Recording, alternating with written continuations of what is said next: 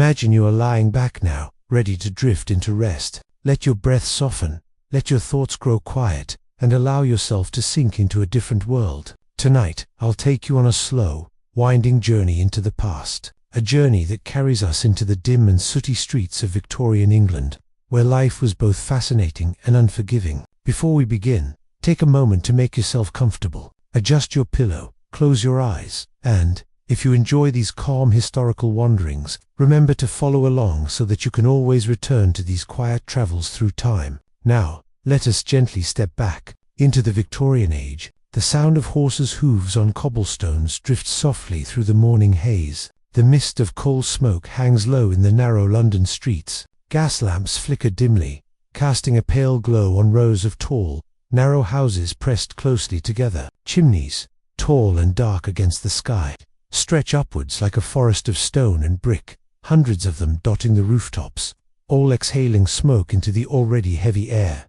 This was Victorian England, a world of contrasts, where wealth and poverty sat side by side, separated only by the width of a street. The elegant houses of merchants and bankers depended on servants, tradesmen, and unseen hands who kept fires burning, kitchens stocked, and chimneys clear. And into those chimneys, narrow and twisting, went some of the smallest and most vulnerable workers of the age, the child chimney sweeps. Let us move gently now into their world, not with alarm or harshness, but with a quiet curiosity, observing the rhythms of their lives, the textures of their surroundings, the small details that made up their long days. It is early morning. The city is stirring, but the streets are not yet crowded. In a cramped room at the back of a lodging house, a boy stirs awake. He is no older than 6 or 7, though in this era, childhood passes quickly, and responsibilities arrive sooner than comfort. His bed is not much more than a pile of old sacking on the floor, perhaps shared with others, the smell of soot lingering in the air from the clothes piled in the corner. A faint draught slips through the cracked window, carrying with it the damp chill of the London fog. He rises slowly, rubbing sleep from his eyes. The master sweep, often a stern man, calls from the front of the house. Work waits, and the soot will not clear itself. The boy slips on his small jacket, already blackened from days of crawling through narrow brick shafts, and ties a scarf loosely around his neck. His hands, already roughened, grip the short brush and cloth bag that are part of his daily tools. We step outside now into the London morning. The air is damp, the cobbles slick beneath thin boots. Horses pass with the clatter of iron shoes, their breaths steaming in the cold. Shopkeepers are beginning to open their shutters, the smell of baking bread drifting faintly from a nearby shop. Above, the chimneys smoke endlessly, long plumes against the sky. The boy walks quietly behind his master, his small figure dwarfed by the tall buildings rising on either side. And here is where the rhythm of the day begins. The sweep is called to a house where the wealthy family has just risen. The drawing room, with its fine curtains and polished furniture, has a grand fireplace, its grate filled with ashes from the previous night's fire. The lady of the house, wrapped in a shawl, greets the sweep only briefly, her expression a mix of courtesy and impatience. She retreats quickly to avoid the soot and dust that will soon fill the air.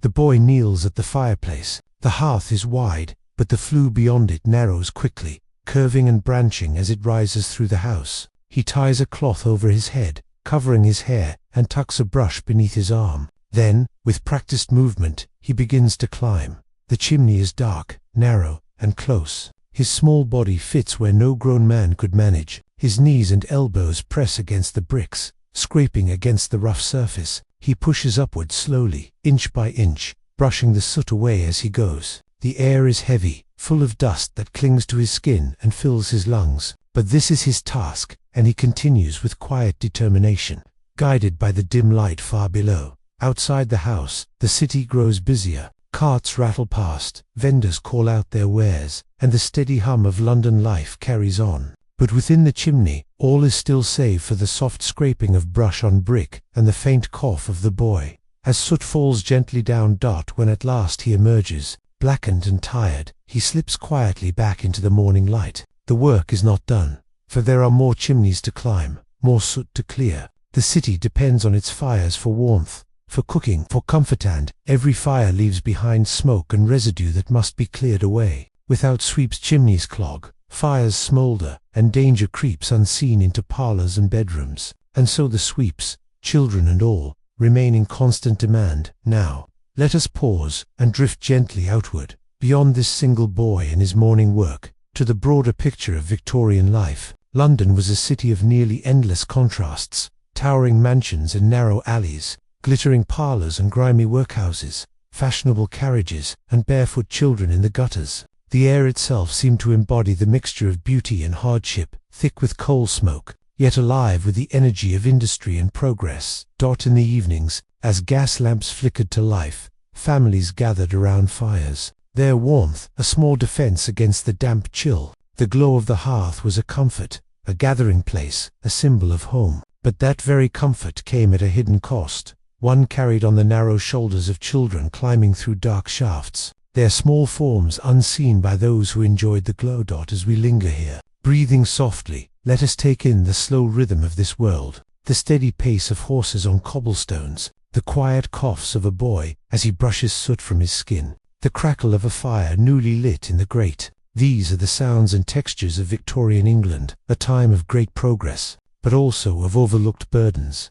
And so, through this story, we will drift deeper into their lives, the long days, the small pleasures, the unspoken hardships, not with alarm, but with calm reflection, as if walking slowly through a dimly lit museum, where each detail is gently illuminated, inviting us to pause, to notice, and to remember. The streets of Victorian London carried a rhythm all their own, a steady murmur of life that never quite rested. In the morning, as the boy chimney sweep began his climb, the city around him stretched and stirred. Shop doors opened with the creak of iron hinges, milkmen clattered with their cans. The scent of coal smoke thickened as households lit fresh fires for the day. The child sweep's work was hidden within brick and stone, but its results were everywhere. A clear chimney meant a warmer parlor, a safer fire, a family gathered without fear of smoke filling their lungs. Yet few paused to think of the small figure who had brushed away the soot, who had pressed elbows and knees against rough brick until his skin reddened, who had coughed into the darkness until at last he emerged again, covered in black. When his task at one house was done, the boy did not rest. Another house waited, and another after that. The master sweep kept a brisk pace, moving from street to street, sometimes stopping to speak with household servants or bargaining with householders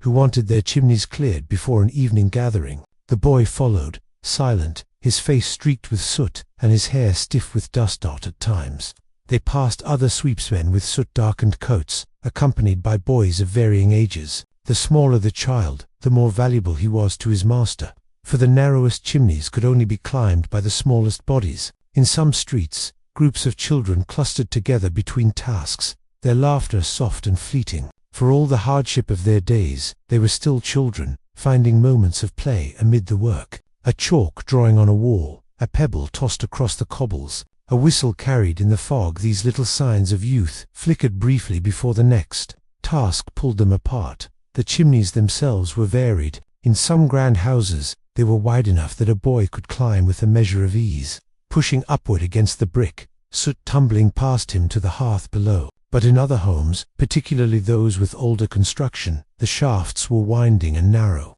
Some bent sharply, forcing the child to twist his body and press tightly against the walls, inching forward with careful effort. In the darkness, a moment of stillness could feel endless. The air grew hot and thick, heavy with soot, and each cough echoed strangely against the confined walls.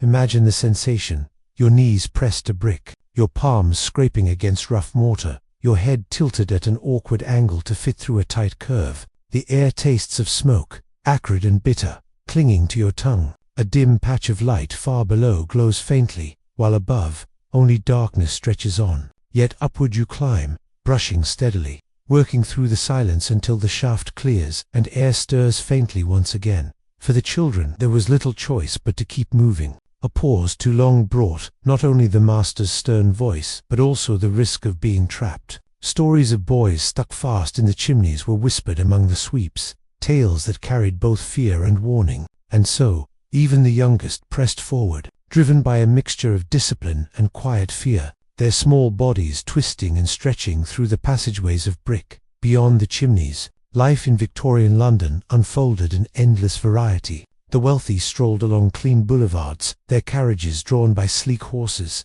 their clothing brushed and spotless. In contrast, poorer districts bustled with noise and cluttered children barefoot in the gutters, women carrying baskets to market, men unloading carts of coal or timber. The River Thames, broad and grey, carried barges heavy with goods, its banks lined with warehouses and wharves. At dusk, gas lamps glowed along the streets, their steady flames shimmering through the fog, casting halos of pale light on the damp air.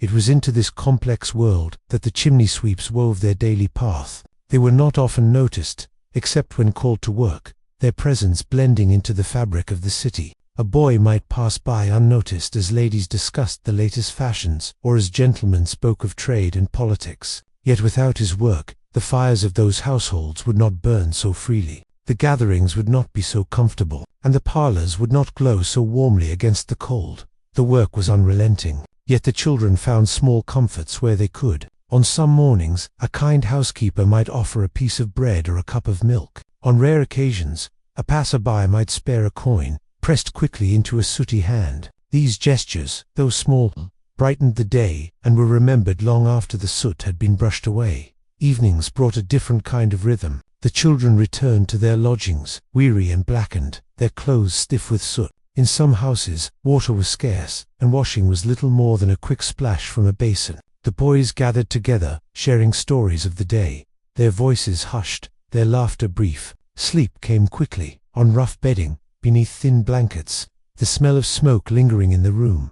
The seasons marked the work as surely as the hours of the day. In winter, the demand for sweeps was constant, for every household sought warmth. Fires burned from dawn until night, and chimneys filled quickly. The cold air outside made the warmth of the hearth all the more precious, and so the sweeps were in high demand. In summer, the pace slowed, though fires still burned for cooking and occasional comfort. The heat of the season, mixed with the heat of the chimneys, made the work stifling, sweat mingling with soot, the air within the shafts heavy and close. The city itself changed with the weather. In winter, fog rolled thick along the streets, mingling with smoke to create a dense, choking haze. Lanterns glowed dimly through the mist, their light blurred and uncertain. In summer, the air was heavy with the scent of the river, mixed with dust and the faint sweetness of flowers from gardens tucked behind iron gates. Through it all, the sweeps continued their work, moving from house to house, street to street, their presence a constant, if often overlooked, part of Victorian life. Let us pause here again, taking in the slow rhythm of this world, the creak of a cart's wheel, the soft call of a vendor selling fresh vegetables, the quiet cough of a boy emerging from a chimney, his face blackened, his eyes bright beneath the soot. These sounds and sights blend together into the daily life of the city, each detail a part of the broader tapestry. As we drift deeper into this story, we notice the contrasts more sharply. The parlour filled with warm firelight, the laughter of guests, the clink of fine china, and beyond the door, the sooty child who made that warmth possible, the quiet figure who slips away, unnoticed, into the foggy night. And so, in this first glimpse into their lives, we find both hardship and resilience, silence and small joys, the overlooked labours that kept the fires of a great city burning. The story of the child sweeps is not only one of toil, but also of persistence, of finding ways to endure within a world that seldom paused to notice them. As we continue, we will wander further into the alleys and parlours of Victorian England, exploring not only the work itself, but also the broader life of the city, the families who employed the sweeps, the masters who controlled their labour, and the children who carried the weight of soot on their small shoulders. So let us rest here, breathing softly, as the fog rolls gently across the cobblestones, and the distant sound of carriage wheels fades into the night. We will continue walking slowly, calmly, into their world, noticing each detail as it arises, unhurried, like a candle flickering in the quiet of a forgotten room.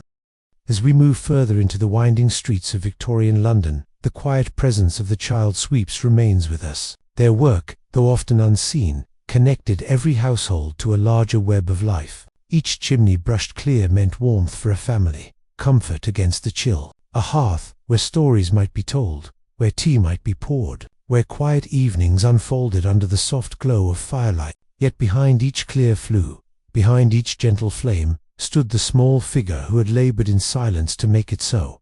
It is in this quiet labor that we begin to sense the deeper layers of their world. To truly understand the life of the sweeps, we must step not only into the chimneys themselves, but also into the homes, the workhouses, and the alleys where their days and nights were spent. The master sweep, the adult in charge, was often a man of rough character, shaped by years of soot and discipline. Some were stern but steady, providing food and lodging for the boys in exchange for their work. Others were harsher, ruling with sharp words and strict measures, keeping the children in line through fear as much as through duty. Each child's experience depended greatly on the temperament of his master, and the city knew both kinds. Lodging for the sweeps was often simple, a single room, sometimes shared by many children, its floor scattered with bedding of straw or thin blankets. A fire, if present, was small, offering little warmth against the damp chill that crept through the brick walls. The air was heavy with the lingering scent of soot, never entirely washed away. In the mornings, the boys stirred slowly, their bodies still weary, their limbs stiff from the previous day's climbing. There was little leisure, for the day's work began quickly, with chimneys waiting to be cleared before households lit their fires. Food was sparse, often bread and broth, occasionally a bit of meat when times were better. The boys ate quickly, their hunger sharp, before following their master out into the streets once more. There was little variety, and yet hunger sharpened every meal into a moment of comfort. However small, on the streets, the sweeps moved with quiet familiarity, their path taking them through narrow alleys, across bustling squares, and past the endless rows of townhouses that marked the growing city. Some houses were modest, their chimneys straightforward. Others were sprawling, with flues that twisted through the walls like hidden veins, requiring careful climbing and steady patience. The work was not without danger. Chimneys clogged with soot could flare suddenly when a fire was lit, and the child inside was at risk. In narrow shafts, a boy might find himself stuck, his small body wedged tightly, panic rising in the dark. Masters sometimes called down to reassure or command, urging the child to keep moving, to keep pushing upward. For the boy, there was little choice but to obey, inching forward despite fear, driven by the need to emerge into the light once more. Yet amid the hardship, there were glimpses of resilience. The boys formed bonds with one another, small friendships that softened the edges of their labor. A shared laugh, a whispered story before sleep. The comfort of knowing another small figure carried the same burden. These threads of connection helped them endure. They were companions in toil, bound together by soot and circumstance. In the grander houses, the sweeps sometimes glimpsed a world far removed from their own. They entered kitchens where servants bustled, carrying trays of silver and bowls of steaming food. They climbed chimneys that opened into parlors adorned with velvet drapes, polished furniture, and glittering chandeliers. Through these brief windows into wealth, the boys saw a life of ease, though it was not theirs to share. For them, the warmth of the hearth was not a comfort, but a task to be completed before moving on. The contrast was striking. The soot-blackened child climbing unseen within the walls, and the family gathered around the fire, unaware of the labor hidden just out of sight. This contrast defined much of Victorian England, where prosperity and poverty stood side by side, each dependent on the other in quiet, unseen ways. As night fell, the city changed. Gas lamps flickered to life along the streets, their pale glow casting long shadows across the cobblestones. The Thames reflected the shimmer of lanterns from moored boats, the water dark and slow. The sweeps, returning to their lodgings, felt the weight of the day settle into their bones. Some limped slightly from scrapes and bruises, others coughed softly into the night air, the soot still clinging to their lungs. Sleep came quickly, though not always peacefully. Dreams mixed with memories of climbing, of darkness, of tight shafts where breath came short. Yet, in the quiet of night, surrounded by others who shared the same life, there was a sense of unspoken solidarity. The children, though small and weary, carried on together, one day flowing into the next. Victorian society regarded chimney sweeps with a mixture of necessity and indifference. They were needed, for chimneys must be cleared, yet they were seldom thought of beyond the task they performed. A sweep might pass unnoticed on the street, his face blackened, his figure slight, while the city bustled around him, preoccupied with its own concerns. And yet, the work of these children underpinned the comfort of thousands of homes, their labor woven into the daily rhythm of life. We might imagine now, walking slowly through the fog-laden streets, hearing the distant toll of a church bell, the quiet shuffle of boots on wet stone. The sweep passes by, carrying his brush, his small figure outlined against the lamplight. He does not speak, but his presence lingers, a reminder of the unseen labors that sustained the city. Let your breath slow with this image, the quiet figure disappearing into the mist, the city settling into night. Each detail unfolds gently, unhurried, inviting rest as we move deeper into the story. In the chapters to come, we will explore more of this hidden world, the rules that governed the sweeps, the slow reforms that began to take shape, and the voices that eventually rose to speak on behalf of the children. But for now, let us rest in this moment, this quiet glimpse of life as it was lived, steady and unnoticed, beneath the chimneys of Victorian England. As we continue, let us linger a little longer on the hidden dangers that shaped the sweeps' days and nights. It is in these shadows of labor that their world becomes clearer, and though we move slowly, softly, it is here that we begin to see how life for these children was often more fragile than it appeared. The chimney, though narrow and dark, was not always empty. Layers of soot clung to the bricks, thick and crumbly, sometimes dislodging suddenly in heavy chunks. A boy climbing upward might find himself buried in loose soot, coughing and struggling in the darkness, his small hands scrambling for purchase on the uneven brick. The master below might call up encouragement or command, urging him to keep moving, for there was no easy way out but to continue forward. Soot was not only a weight upon the chimney, whilst it was a weight upon the body. The fine black dust settled in the lungs, coating the throat, making each breath a little heavier. The children often coughed, a soft, persistent sound that echoed in their lodgings at night. Some grew accustomed to it, treating it as normal, while others carried a deeper weariness in their chest that never quite faded. Scrapes and bruises were part of each climb, knees pressed against sharp brick edges, elbows rubbed raw by rough surfaces, fingers cut by fragments of stone or by nails hidden within the chimney walls. Over time, the skin on their knees and elbows grew hardened, marked by scars that told the story of countless climbs. It was a silent record, etched into their bodies by repetition.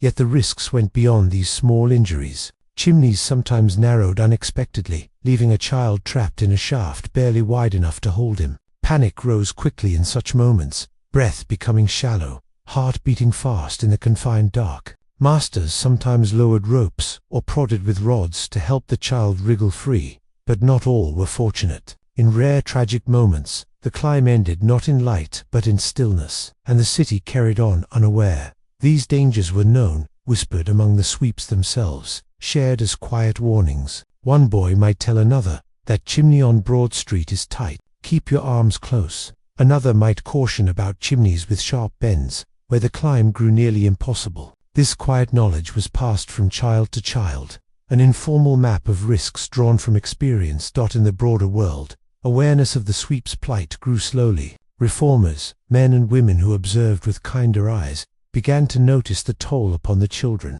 They spoke in pamphlets, in newspapers, and in Parliament, questioning whether such young bodies should be sent into the dark flues at all. Their voices were not always heeded, for the practice was deeply entrenched, but they marked the first stirrings of change. The children themselves seldom spoke in public. Their voices were too small, their place in society too low for notice, and yet, in their silence, they carried a resilience that spoke in another way. Every climb completed, every chimney cleared, was an act of endurance. They rose before dawn, carried their brushes, and did what was asked, day after day, without recognition. It was a quiet strength, visible only to those who cared to look. The health of the sweeps was shaped not only by soot, but by the conditions in which they lived. Damp lodgings encouraged colds and fevers, while poor food left them undernourished, their bodies thin and frail. Growth was often stunted, leaving them smaller than other children of their age. Some developed what physicians later called chimney sweep's cough, a persistent reminder of years spent breathing soot. Others bore deformities of the spine and joints, their bodies bent by years of climbing in confined spaces. And yet, even in these difficult conditions, moments of childhood remained. The boys sometimes played simple games in the street when work was done, chasing one another, laughing, their soot-blackened faces breaking briefly into smiles. A rag ball kicked along an alley, a stick dragged against the wall to make a rhythm. A stolen moment of fun. These glimpses remind us that beneath the soot, they were still children, carrying the same desire for joy as any other. The relationship between master and apprentice was complex. Some masters saw themselves as caretakers, providing food and shelter in exchange for work, guiding the boys with firm but measured hands. Others, harsher by nature, used discipline more freely, scolding or striking when the children faltered. To the boys, the master was both provider and overseer, the figure who controlled the rhythm of their days. Trust was rare, but necessity bound them together. As the 19th century unfolded, voices of concern grew louder. Physicians warned of the health risks, pointing to the illnesses and deformities common among sweeps. Clergymen spoke of morality, asking whether it was right to send children into such peril. Writers and reformers began to tell their stories, slowly shaping public opinion. Yet change was slow, for chimney sweeping was essential, and mechanical alternatives were not yet widely trusted. It is easy to imagine now a meeting in a quiet parlor. Reformers gathered by candlelight, discussing what might be done. Their voices hushed but steady, their words careful yet passionate, speaking of children unseen, children laboring in soot and shadow. Outside, the city carried on as always, smoke rising from chimneys, unaware that change was being quietly born. In time, laws would be passed, attempting to limit the use of child sweeps, mandating minimum ages, requiring the use of brushes instead of bodies. But in the early days, these laws were often ignored, enforcement weak, the old practices continuing despite the words on paper. It would take decades of persistence before true reform took hold. For the children living through it, reform was a distant thing.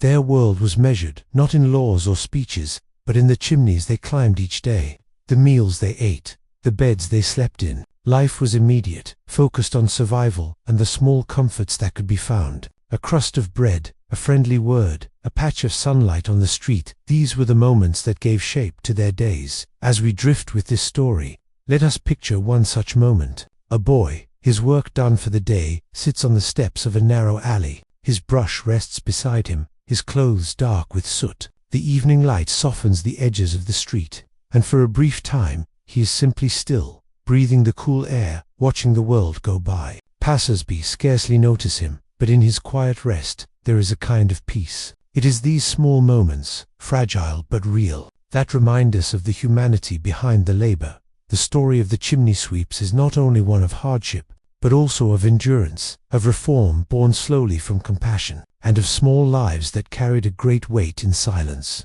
As we continue, we will follow these threads further, into the heart of Victorian society, exploring how such a practice endured, how voices rose against it, and how, in time, the children were slowly drawn out of the chimneys and into the light of change. But for now, let us rest in the steady rhythm of the story, the slow unfolding of history, the quiet presence of children whose lives, though difficult, remind us of both struggle and resilience. Breathe deeply, let the images settle gently, and drift onward into the next chapter of their world.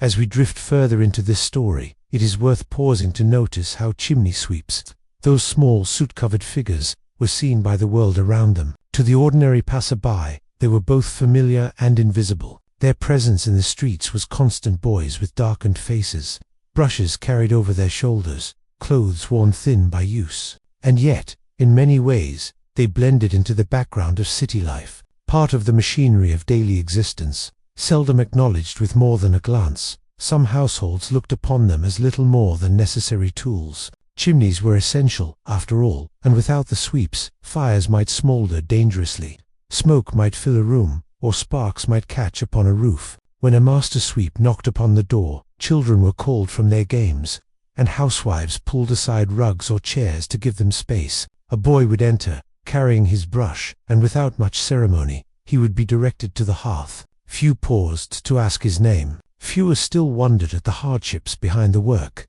Yet there were others who saw them differently. For some, the sight of a sweep so small, so young stirred a quiet unease. The contrast was striking. A child, barely past infancy, climbing into spaces so dark and confining, doing work that seemed more suited to a tool than a living being. There were those who pitied the boys, who offered a bit of bread, or a coin slipped quietly into their master's hand. These gestures, though small, hinted at a recognition that beneath the soot, a child remained, deserving of kindness. Superstition, too, shaped perception. In some parts of England, sweeps were seen as bringers of luck. a brush resting by the doorway, a sweep encountered in the street. These were taken as good omens, especially on days of marriage. Couples sometimes sought a sweep to appear at their wedding, believing that a touch of soot upon the bride's dress might bring fortune. In these moments, the children became symbols of prosperity.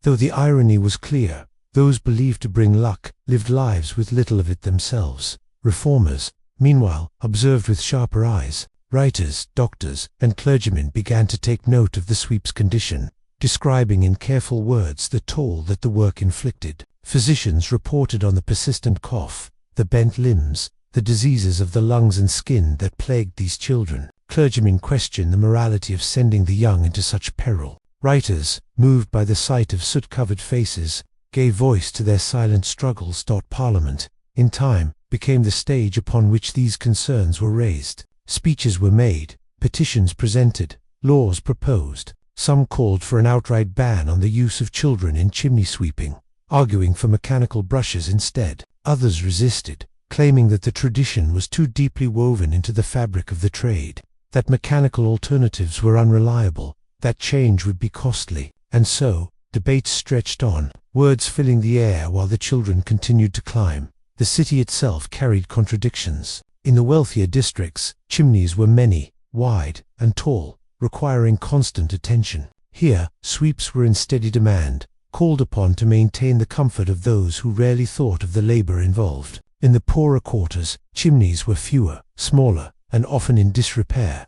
Yet even here sweeps were needed, for warmth was vital in homes where life was already hard. Thus, the sweeps moved through all parts of the city, linking the lives of rich and poor alike, though seldom acknowledged for it. Imagine, for a moment, a Victorian street on a quiet morning. Carriages rattle softly over cobblestones, a milk seller calls out his wares, the air smells faintly of coal smoke, drifting upward from 1,000 chimneys, and there, moving unnoticed between doorways, is a child with a soot-stained cap, his brush balanced across his shoulder. Few pause to watch him pass, yet he carries with him a knowledge of the city. Few others possess a knowledge of its hidden passages, its dark channels of brick and smoke. In private meetings, reformers spoke with rising urgency. Pamphlets were printed bearing titles that appealed to compassion on the condition of the child sweeps, the cry of the chimneys, the duty of Parliament. Within their pages were descriptions of suffering, accounts of boys trapped in narrow flues,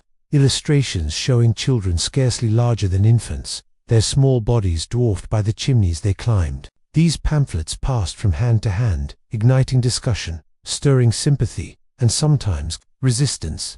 Masters of the trade often defended their practices. They argued that the boys were well cared for, that the work gave them food, lodging, and a future trade. They spoke of tradition, of skill passed from master to apprentice, of an honorable craft. And indeed, for some, this was not far from truth. Certain masters did feed their boys adequately, housed them decently, and taught them carefully. Yet the darker stories could not be denied, and in time, even those who defended the trade had to reckon with the harm it caused. The boys themselves remained largely voiceless in the debate. Their words were seldom written down, their thoughts seldom recorded, and yet, scattered across the years, small fragments of testimony emerged: letters dictated, accounts remembered, brief remarks overheard. In these fragments, we hear glimpses of their world, the fear of being stuck in a flue, the exhaustion of endless climbs, the longing for warmth and comfort. These small voices, faint but persistent,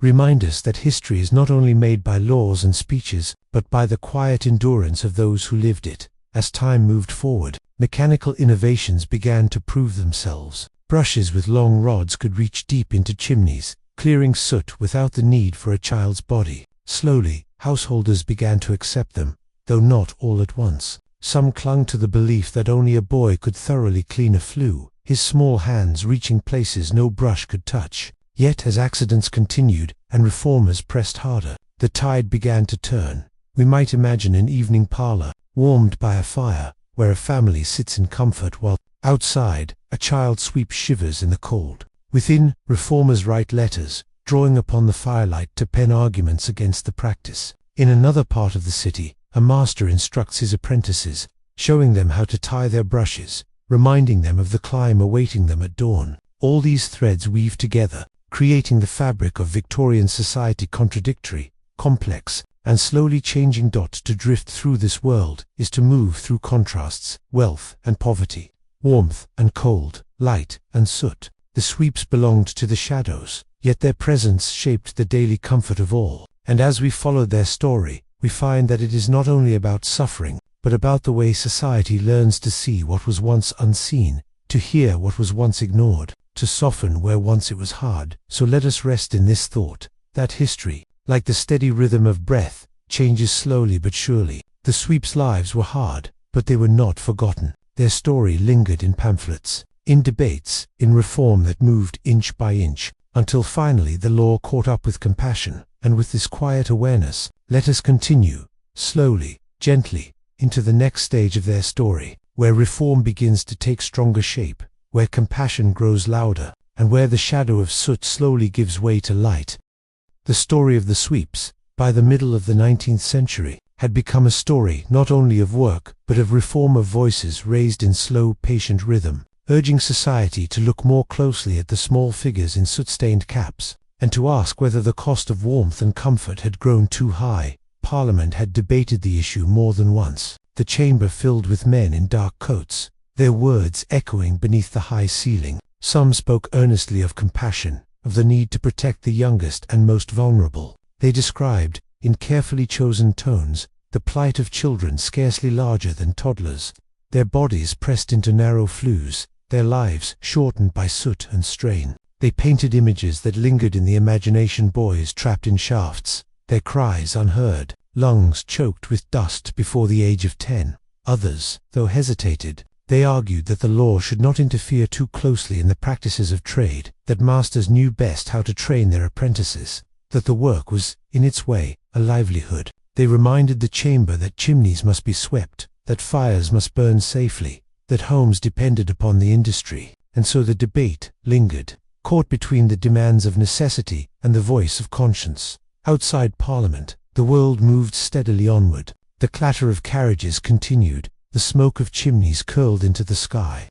The boys carried their brushes through the streets. For them, laws were distant things, rarely felt in the daily rhythm of rising before dawn, climbing into flues, coughing in the dark, returning to lodgings weary and blackened. Change moved slowly, and life for the children remained much as it had always been. But in the quiet parlours of reformers, where candles burned late into the night, new strategies were planned. Pamphlets were not enough. Speeches in Parliament were not enough. To stir the conscience of a wider public, stories were needed, stories that touched the heart as well as the mind. Writers began to craft them, their words flowing with gentle urgency. Among these voices was Charles Kingsley, a clergyman and author, who in time would write a tale called The Water Babies. Though fantastical in its telling, it carried within it the spirit of reform.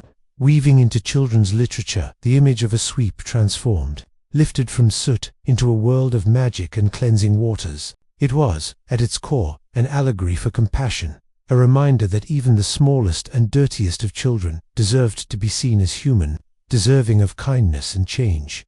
The public began to respond. Mothers, fathers, clergymen, teachers, they read these stories, they saw the pamphlets, they heard the speeches. A soft but steady unease began to stir. In the quiet of their homes, they asked themselves, should children so young, so fragile, be sent into the smoke-filled dark? The question lingered, gentle but persistent, like a tolling bell that would not be silenced. But mechanical innovations offered a way forward. Brushes attached to long rods could be pushed upward from the fireplace, scraping soot from walls without a child's body needing to climb. At first, many distrusted them, believing that no brush could match the thoroughness of a boy. But over time, the evidence grew harder to deny. The brushes worked, they were safer, and though some masters clung stubbornly to the old ways, others began to see the benefit. Still, laws were needed to force the change. In 1834, an act was passed forbidding the use of children under 10 as sweeps. Later laws raised the age and added further restrictions, yet the ink on the page did not always translate into reality.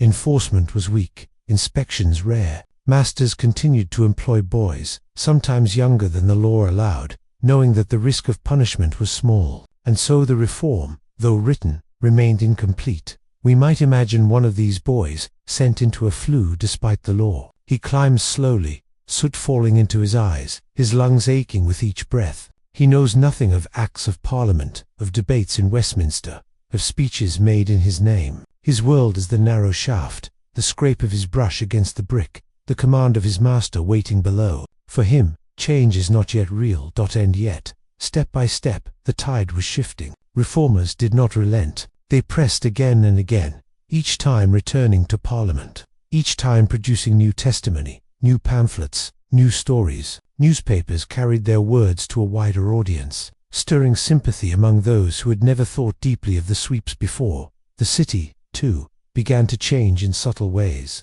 In wealthier districts, more households adopted mechanical brushes, preferring the new method, both for safety and for show. In time, it became a mark of modernity to have one's chimney swept without the use of a child. The old ways began to seem not only cruel, but old-fashioned, a relic of a harsher time. Still, for those living in poorer quarters, the change came more slowly. Old masters continued to train boys, continued to send them into narrow flues, continued the rhythms that had persisted for generations. For them, reform was a distant echo, softened by the pressing needs of daily survival.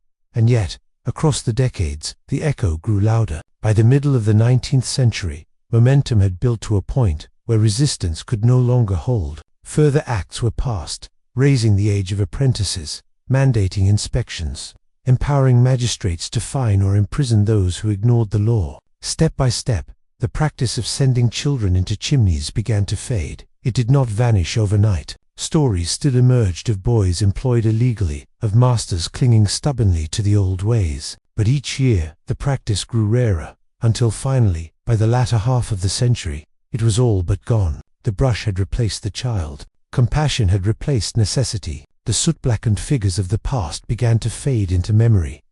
And yet, their legacy remained. The chimney sweeps became symbols of endurance, their story retold as a reminder of what had once been endured, and of how society had learned, slowly but surely, to soften, to change, to protect. In the soft rhythm of history, their story is both sobering and comforting. Sobering, for it reminds us of the cost borne by small shoulders in the service of larger comfort. Comforting, for it shows that change, though slow, can come, that the world can, in time, bend toward compassion. Picture now, as we drift in this story, a quiet Victorian street, late in the century. Chimneys rise as always, smoke curling into the evening air, but no child climbs within them. Instead, a sweep stands by the hearth, his rods and brushes at the ready, his work still necessary, but transformed. Outside, children play in the street, their laughter carrying softly through the dusk. The old ways have passed, and a gentler rhythm has taken their place. And so, as we rest in this moment, we can breathe more easily, knowing that the story of the sweeps, though harsh, did not end only in hardship. It ended in change, in recognition, in the slow but steady triumph of compassion. The soot may have settled, but the memory remains soft, dark, and edged with the glow of reform, like embers in a quiet fire. By the time the middle of the 19th century had slipped into its later decades, the sight of soot-blackened children climbing the innards of chimneys was becoming less and less common. The practice, though not vanished entirely, had been pushed into the background of city life. Laws, slow as they had been to take effect, were now pressing more firmly upon those who once relied on the smallest apprentices. Mechanical brushes had taken their place in many towns and villages, and the rhythm of chimney work itself had shifted from a desperate, child-driven labor to a more organized, professional craft. And yet, the memory of the children did not disappear. Their story lingered, held in the minds of those who had witnessed them, told in whispers at hearthsides, written in the pages of reformers, and embedded in the public imagination. They became not only a chapter in the long book of labor, but a symbol and image that spoke to what society had once tolerated, and to what it had eventually resolved to change. Life in Victorian England, however, rolled forward in its many other dimensions. The streets grew busier, the factories larger, the trains faster. Cities expanded outward, their edges creeping into countryside. In London, in Manchester, in Birmingham, rows of terraced houses spread in endless repetition, their chimneys still rising like sentinels against the smoke-stained sky. The work of keeping those chimneys clear remained essential, for fires still burned in nearly every home. Yet now, the men who swept them arrived with rods and brushes carried in carts, their work methodical, no longer dependent upon the small frame of a child forced into narrow darkness.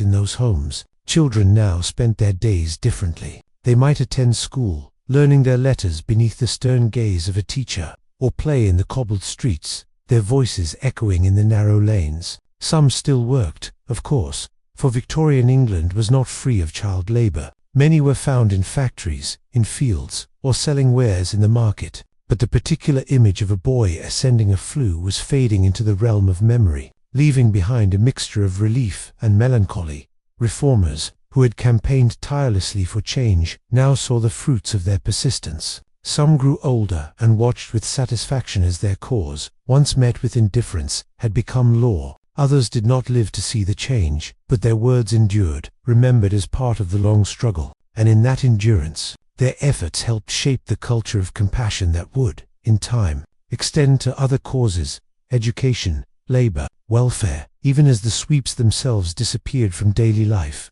their image lived on in songs and stories. In music halls, performers sang comic tunes of soot-covered boys, turning the once harsh labor into caricature. In literature, novelists and poets referred to them, sometimes with humor, sometimes with solemnity. In children's rhymes, they became part of the playful fabric of words passed down through generations. The sweep, once hidden in the shadows of chimneys, became a familiar figure, almost folkloric, woven into the cultural tapestry of England, and there was, curiously, an element of superstition that grew around them. In some parts of England and across Europe, chimney sweeps came to be seen as symbols of luck. To meet one on the street, it was said, was to invite fortune into one's life. Brides on their wedding day sometimes touched a sweep for luck. A strange inversion of history, the once forgotten children of soot became figures of blessing in the public imagination. Picture, if you will, a Victorian bride, dressed in white, stepping from the church on a brisk morning.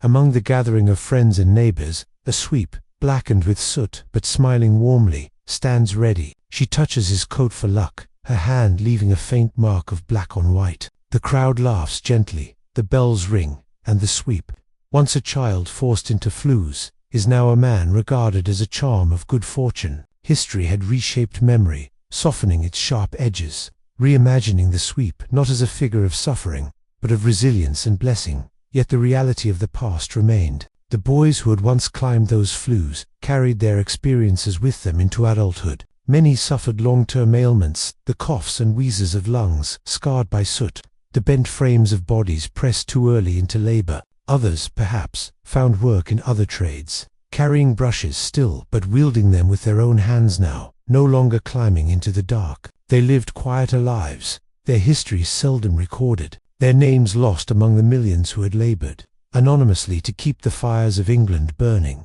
But their story was remembered, if not always in detail, then in essence. The Victorian age, with all its contradictions of progress and hardship, made the chimney sweep a symbol of what was endured and what was changed. The soot-stained boy became part of the great narrative of reform, the gradual awakening of society to the plight of its youngest and most vulnerable. And as the century wore on, nostalgia wrapped itself around the image of the sweep. In later years, when people looked back at the Victorian era, they often did so through a lens softened by time. The hardships, while remembered, were transformed into stories told with gentler tones. The sweep, once a figure of pity, became, in some ways, almost romanticized.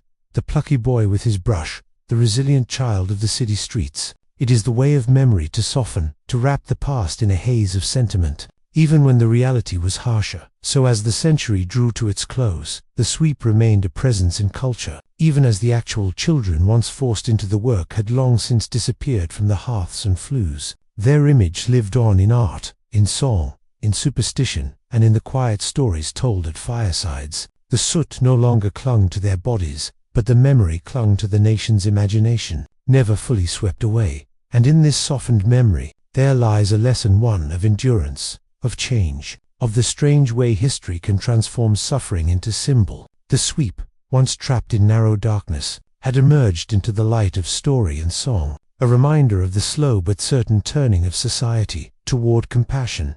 As we linger here, in the quiet of this reflection, picture the glow of a Victorian lamp. its light falling across a parlor where a family sits at ease. The fire crackles softly, the chimney above kept clear, not by a boy's body, but by rods and brushes wielded safely. The children in the room are not at work but at play, their laughter filling the space. Outside, the city hums with its ceaseless rhythm. But within these walls, there is peace, there is warmth, there is the quiet comfort of change. The sweep is gone from the chimney, but he remains in memory, his story woven into the fabric of the age, his image softened by the passage of time. And as we drift further into this story, we carry with us the reminder that compassion, though slow, can reshape the world, leaving behind not only soot and sorrow, but also resilience, remembrance, and the quiet promise of gentler days to come. As the 19th century edged toward its twilight, the world of the Victorians shifted once more. The Industrial Revolution, which had given birth to so much change, was no longer an upstart force but the established heartbeat of daily life. Steam engines still roared across the countryside, factories buzzed with the rhythm of machines, and cities swelled with new arrivals seeking work and opportunity. The old, narrow chimneys of Georgian townhouses still stood in great numbers, but new forms of construction, grander buildings, wider flues, better ventilation, were gradually replacing them. The need for tiny children to climb through soot-blackened shafts was fading further into memory. Yet in this fading, something curious occurred. The chimney sweep did not vanish from imagination. Instead, he seemed to grow larger, more prominent in the cultural mind. Freed from the shadow of daily reality, the figure of the sweep took on a new life, a strange second existence, in art, literature, and memory. For those who had lived through the earlier decades, the chimney boy remained a symbol of the darker corners of industrial society. Reformers, writers, and clergy often invoked the image of the small, soot-stained child as proof of the progress made by law and conscience. They looked back on those days with a mixture of sorrow and pride. Sorrow for what had been endured, pride for what had been changed. In sermons, the sweep was recalled as a sign of moral duty fulfilled. In pamphlets, as evidence that society could indeed reform itself. But for the younger generations, who had not seen the boys themselves at work, the chimney sweep began to drift toward a softer, even romanticized image. He appeared in illustrations, his cheeks smudged but his smile bright, carrying his brushes through the cobbled streets of London. In children's books, he was sometimes depicted as plucky and cheerful, an adventurous figure rather than a tragic one. The soot that had once choked his lungs was reduced, in memory, to a playful smudge on the cheek, easily brushed away. This transformation speaks to a larger truth about how societies remember. The harshness of reality, once endured, often becomes softened by time. Memory reshapes suffering into story, and story into legend. The chimney sweep, once a child bent beneath impossible burdens, became in later years a kind of cultural character, half real, half myth. Superstition played no small part in this transformation. As mentioned before, sweeps came to be regarded as lucky, especially in the context of weddings. By the late Victorian years, and even into the 20th century, the tradition of inviting a sweep to touch the bride or shake the groom's hand had become commonplace. In photographs from that era, one can sometimes glimpse a sweep, still blackened from work, standing proudly beside a smiling couple. What had once been a figure of pity was now a charm of fortune, a guest of honor at moments of joy. This inversion of meaning is striking. Imagine a family in 1850, shuddering at the thought of their own son being forced into the darkness of a flue. Now, just a few decades later, the same figure was being welcomed into their homes, not to labor, but to bless. It was as though society, in its own way, sought to rewrite the past, not to erase it, but to soften it, to give the sweep a happier place in cultural memory. In art, too, the sweep found a home. Painters and illustrators captured him in sentimental scenes. A boy leaning against a lamppost at dusk, brushes over his shoulder, gazing wistfully at the glow of windows he could never enter. Others placed him in bustling street markets, a small figure among vendors and carriages, his smudged face set against the backdrop of urban life. Poets wrote of him with gentle pity, their verses casting him as both innocent and resilient, a fragile child, yet a survivor of harsh conditions. Literature, especially, embraced the sweep as a symbol. Charles Kingsley, in his tale The Water Babies, had already immortalized the image of a young sweep named Tom, who escapes his grim life to enter a magical world beneath the water. Though the story was fantastical, its inspiration lay in the very real plight of children forced into chimneys. For Victorian readers, the tale was at once a fable and a reminder, a dream of escape for children who had known little beyond soot and hardship. And so, the chimney sweep lived on, not in the flues, but in the imagination. Meanwhile, daily life in late Victorian England carried forward, filled with its own mixture of struggle and comfort. Fires still crackled in hearths across the land, smoke still rose into the skies, but the work behind it had changed. Sweeps were adults now, craftsmen in their own right, no longer dependent on apprentices. Their work, though dirty, was safer, aided by the rods and brushes that reformers had long urged into use.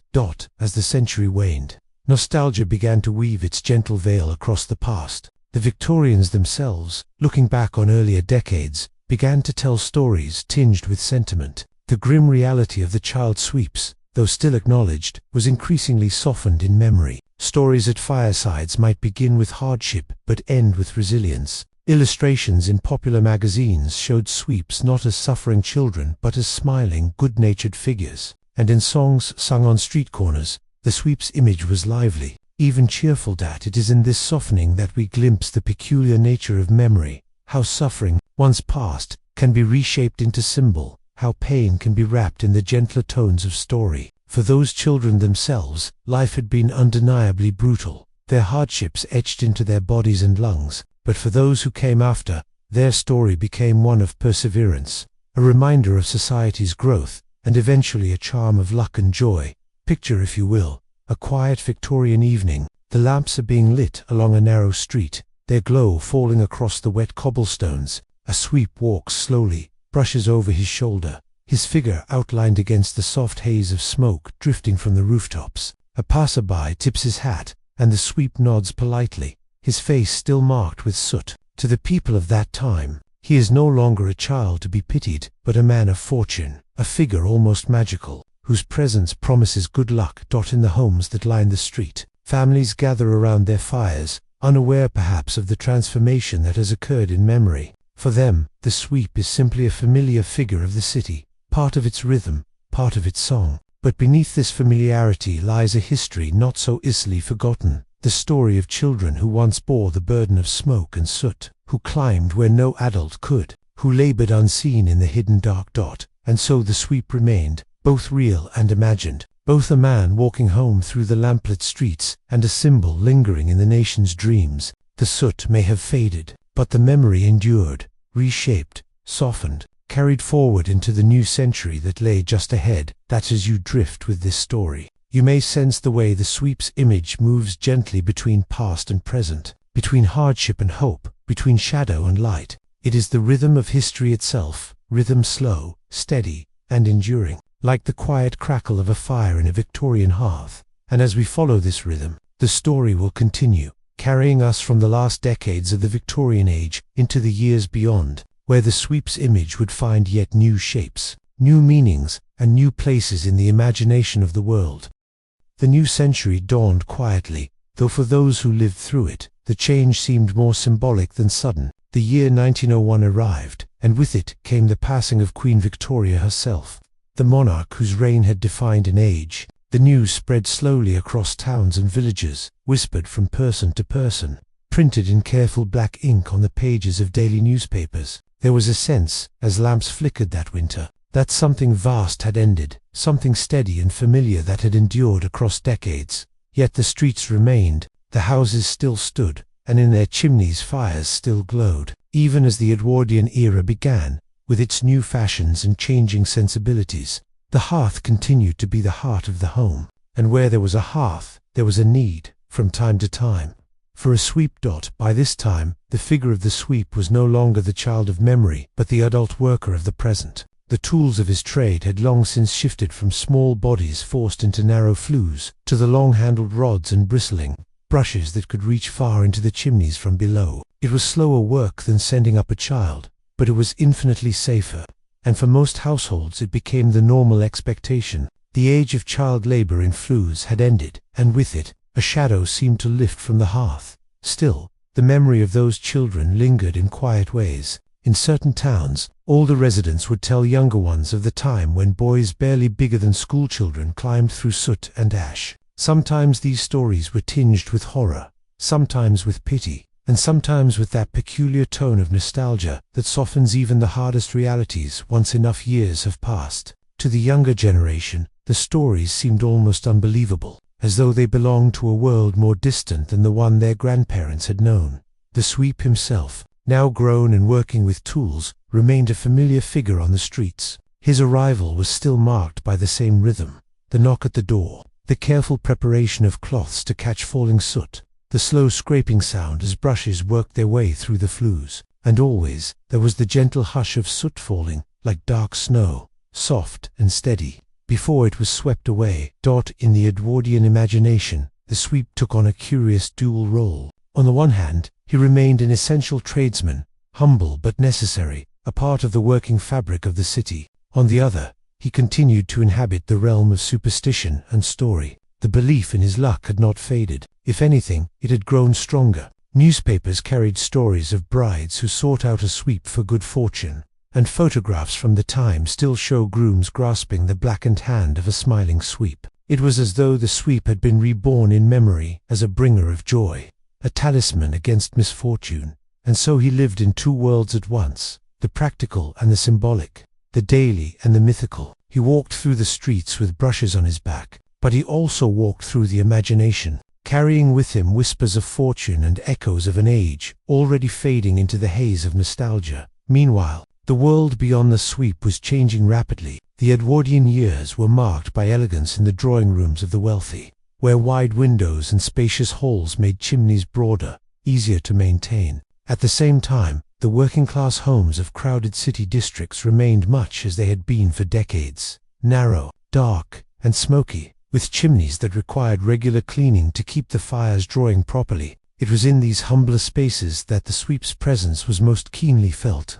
His work essential to warmth and safety. The contrast between rich and poor was vivid in those years. In the grander houses, sweeping was almost a ceremony, performed discreetly and with little fuss, a background service that kept the fires burning clean. In the cramped dwellings of the poor, it was a moment of disruption, a small event that scattered soot across the hearth and into the air, that left black smudges on walls and faces, that marked a day with the unmistakable smell of ash. In both cases, though, the sweep was part of the rhythm of life, one of those tradesmen whose presence was both ordinary and essential. It is striking how, even as the work changed, the sweep remained tied to imagery of soot and shadow. In literature and popular culture, he was often drawn not as a clean craftsman but as a figure still dusted with black, as though the imagination could not quite let go of the image of the soot-stained child. Illustrations from the Edwardian years show sweeps smiling beneath their smudges, a curious blend of grime and good humor, hardship and luck. The cultural memory seemed determined to hold on to both sides of the image, the dark reality of soot and the bright superstition of fortune. And in the broader current of history, the sweep became part of something even larger, the nostalgia for the Victorian age itself. As the Edwardians embraced new fashions, new technologies, and new outlooks, they also began to look back on the Victorians with a kind of affectionate longing. The sweep, so strongly associated with the firesides of Victorian homes, became a natural symbol in this wave of sentiment. He was part of the remembered world of gas lamps and cobblestones, horse-drawn carriages and bustling street markets, an emblem of a world already beginning to seem old-fashioned. Imagine an Edwardian family, gathered at twilight in their parlor. Outside, electric trams hum softly through the streets, their wires gleaming faintly in the dusk. But inside, the fire still crackles in the grate, and the warmth of the hearth is the same as it had been 50 years before. They may tell the children stories of the old sweeps, of boys no bigger than themselves climbing up through narrow chimneys, and the children listen wide-eyed, as though hearing a fairy tale. For them, the world of the child sweep belongs to the past, to story, to history, yet it lingers in the warmth of the FIRELIGHT. And so, in the first years of the new century, the chimney sweep occupied a liminal space, no longer the suffering child of reformers' pamphlets, not yet entirely a relic of the past, but a figure walking in both worlds at once real and symbolic, ordinary and mythic, shadowed and blessed. As you let this story carry you, notice how gently time shifts. The sweep of 1905 is not so different from the sweep of 1855, and yet everything around him has changed. the fashions, the technologies, the pace of life itself. Memory drapes over him like a veil, softening his image, reshaping his presence, until he becomes less a man of soot and brushes, than a figure of dream and story. And it is in this dreamlike quality that we may pause, letting the story drift for a moment, like smoke curling upward from a chimney into the cool evening air, carrying with it the faint, lingering traces of a world already passing into history.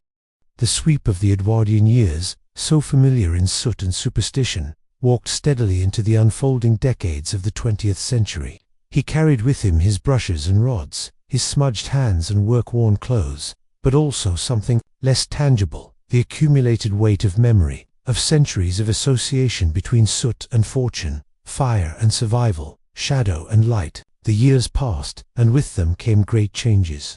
By the time the First World War broke over Europe in 1914, the sweep was still a known figure, but the context of his work had shifted. The war itself brought with it a darkening of life, a heaviness that touched every household. Men left their homes, many never to return, and women shouldered burdens they had not borne before. In the midst of this upheaval, fires still needed tending, chimneys still needed clearing, and so the sweep continued his rounds, part of the steady rhythm of ordinary life that persisted beneath the roar of history. There is something poignant in imagining a sweep knocking on a door in 1916, his brushes strapped across his back, while inside a family gathered around a letter from the front. Outside, in the distance, the rumble of trains carried troops through the countryside, yet in that small domestic space, the sweep carried on his work as he had for generations. Soot fell softly into his cloths, the fire drew more cleanly, and the hearth glowed with warmth, an island of continuity in a sea of change. The sweep himself may have been touched by war. Some were too old to serve, their bodies already bent by years of climbing ladders and hefting rods. Others were young enough to be conscripted, their brushes left behind as they marched off in uniform. For those who remained, the work carried with it a sense of endurance, a link between the past and the present, and perhaps, in some quiet way, families cherished the superstition of his luck even more, clinging to anything that promised hope in such uncertain times. When the war ended in 1918, the world was transformed. Cities bore scars, families bore grief, and the sweep returned to a country both familiar and strange. In the interwar years, his presence dwindled gradually.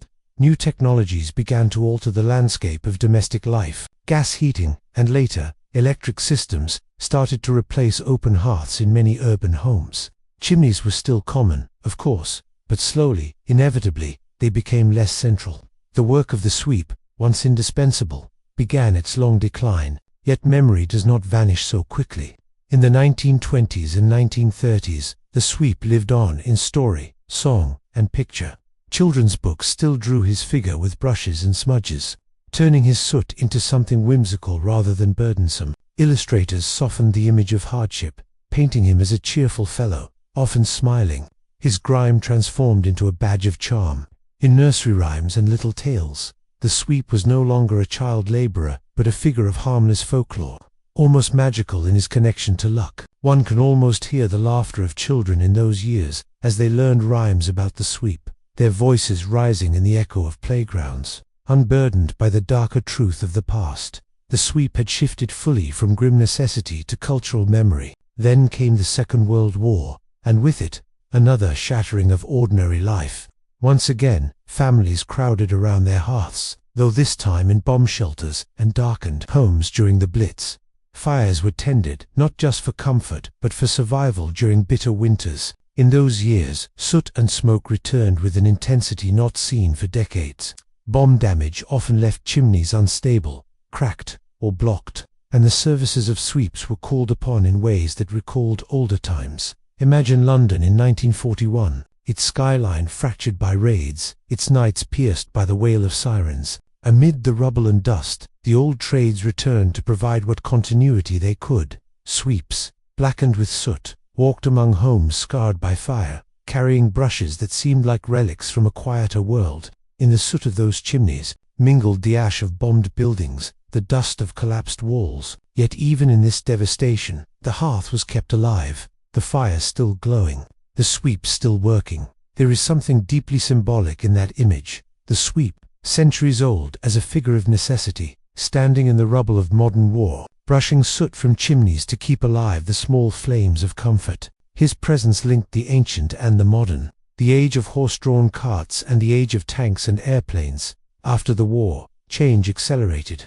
By the 1950s, central heating began to spread more widely, transforming the way homes were warmed. The open hearth, once the heart of the household, gave way to radiators and boilers. Chimneys became less crucial, and with them, the sweep's trade shrank further. In towns and cities, he became an increasingly rare sight, his brushes no longer part of the everyday fabric of life. Yet paradoxically, the sweep grew even stronger as a figure of cultural nostalgia.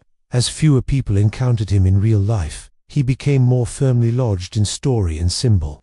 The luck associated with his presence only grew in charm, and couples still sought him out for weddings, cherishing the old belief in his blessing. In films and stories, he appeared not as a grimy laborer but as a cheerful character, a relic of the past made bright for modern audiences. Perhaps the most famous example came in 1964, when cinema brought to life a sweeping, dancing figure in Mary Poppins. Though fanciful and far from the realities of Victorian child labour, this version of the sweep lodged itself deeply in public imagination. Children laughed and sang, audiences delighted in the whimsy, and the sweep became forever linked with cheer, song, and a curious kind of magic. The shadow of hardship had been lifted entirely, leaving only charm, and so, by the mid-20th century, the sweep was no longer a daily necessity, but a cultural emblem. He lived on in weddings, in songs, in stories, in cinema, and in the faint memories of the elderly who still recalled his visits to their homes.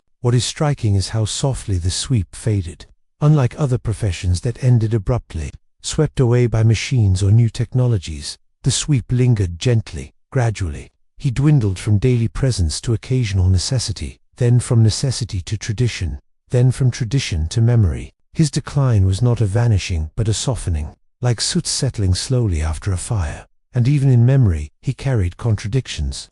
He was both a figure of luck and a reminder of suffering, both cheerful and grim, both myth and reality. He was a story told to children, and a truth remembered by elders.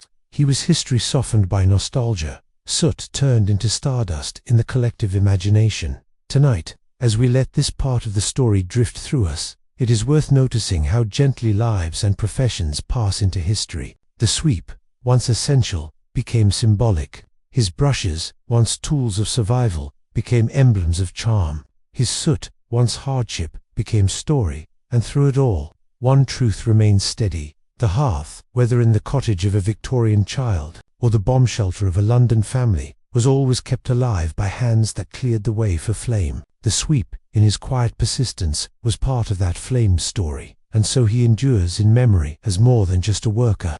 He is a symbol of endurance itself, of the way small lives carry great warmth across centuries. As the story flows forward, we will drift into the later 20th century, watching how the sweep became almost entirely a figure of memory, and how his luck, his soot, and his symbolism survive even now, in weddings, superstitions, and the quiet glow of history's embers. By the late 20th century, the chimney sweep had become more a memory than a presence. The profession lingered in small corners, rural cottages, older houses, and historic estates where chimneys still played their old part. But in the cities, radiators and boilers had taken over. Gas and electric heating warmed rooms without smoke, without soot, and without the weary figure of a man climbing to the roof with brush and rod. Yet absence often breeds a curious kind of intimacy. When the sweep disappeared from everyday life, he grew brighter in tradition, in story, and in imagination. Like the flicker of a flame after the fire is gone out, his image glowed warmly in memory. Weddings, for example, continued to hold him close. In England, couples still cherished the old superstition of his luck. It became less about soot and more about charm, less about fire and more about folklore. Sweeps, sometimes hired for the occasion, would appear in their black coats, faces smudged, hands clasped warmly with the bride and groom. Photographs were taken, smiles were shared, and people whispered the old belief that a sweep's touch would bring happiness to a marriage. Here, the sweep was no longer a worker, no longer bent beneath the burden of soot. He was instead a bearer of blessing, a figure of joy. In this transformation, there is something deeply human, how the hardship of the past is softened into ritual, how suffering becomes memory, and memory becomes charm.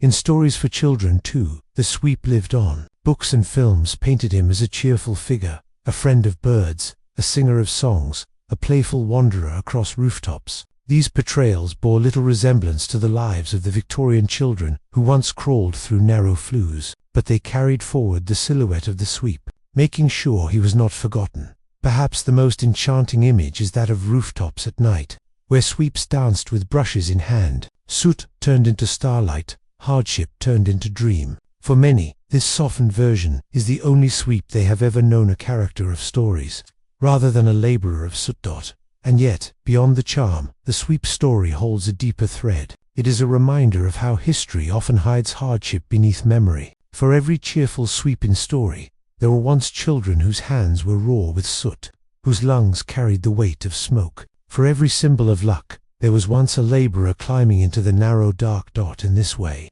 the sweep stands as both comfort and caution. He reminds us that what we soften into charm was once someone's daily struggle. He reminds us that history is layered, that beneath the surface of story lies the weight of truth. And he reminds us, too, that memory itself is like soot. It lingers, it settles, it marks. Even when the fire has long gone out, as the 20th century passed into the 21st, the sweep survived in smaller ways. Professional sweeps still exist today, though their work is often tied to maintenance, tradition, or historical preservation rather than daily necessity. In older homes with working fireplaces, sweeps are called upon to ensure safety, to keep flues clear, to preserve the old rhythm of fire and hearth.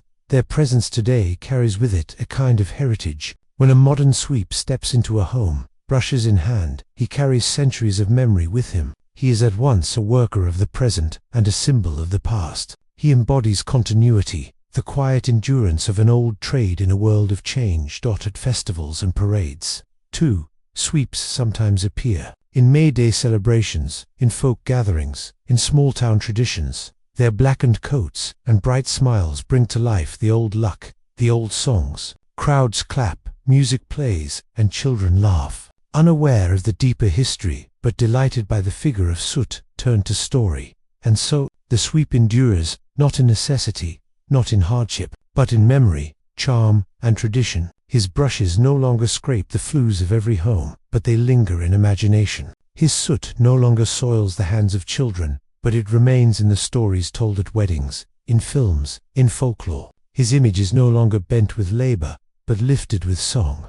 There is something profoundly soothing in this transformation. The sweep's story began in shadow, in soot, in the hardship of children pressed into narrow flues. It passed through centuries of necessity, through fires tended and hearths warmed, through superstition and luck, through survival and suffering. And now, it rests gently in memory, softened into story, carried in charm. It is as if history itself has brushed away the soot, leaving behind only a glow, a warmth, a faint spark. As we reflect on this journey tonight, let us picture the sweep not only as a laborer of soot, but as a keeper of fire. For in his work, harsh as it was, he ensured that homes stayed warm, that families gathered round flames, that light and comfort continued through cold winters. He was, in a quiet way, a guardian of hearth and home. And though his labor is no longer with us, the fire he tended still burns in memory, in tradition, in the stories that drift gently into the night. Imagine now the hush of a quiet room, the glow of a small fire, the faint crackle of wood, the sweep's brush leaning in a corner, no longer needed. Outside, the world turns, years pass, generations fade and rise, yet the ember of memory glows steadily. The sweep, in his soot and shadow, has become a part of that ember, a part of the glow that warms our understanding of the past. Tonight, as the story draws to its close, let us rest in that warmth. Let us breathe slowly, calmly, as the centuries drift by like smoke, as the memories settle like ash. The sweep's tale is not only one of hardship but of endurance, not only one of soot but of flame. And so it lingers, soft and soothing, a reminder that even in shadow, light endures. The brushes are set down, the hearth glows gently. The sweep, in his quiet persistence, becomes part of history's dream. And we, drifting with the rhythm of his story, can let ourselves rest knowing that the fire of memory is always kept alive, even in the softest embers of time.